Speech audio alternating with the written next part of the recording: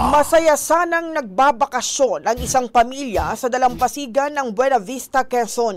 Ngunit ito na palang huling paglangoy ng isang 5 taong gulang na batang babae matapos siyang madikitan ng nakakalasong box jellyfish.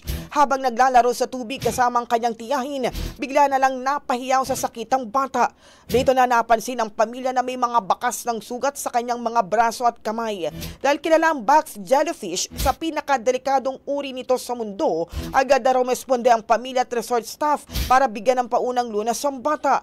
Naisugod pa siya sa ospital pero idineklarang dead on arrival. Ayon sa mga otoridad, tag-ulan at panahon na rin ang pagdami ng mga jellyfish sa mga karagatan o sa karagatan.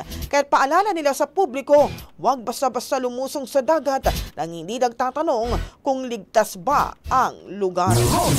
Ang bahaging ito ay hatid sa atin ng Yummy-Vit ES3 Syrup. Simulang tuparin ang pangarap ng iyong anak. And stunting now!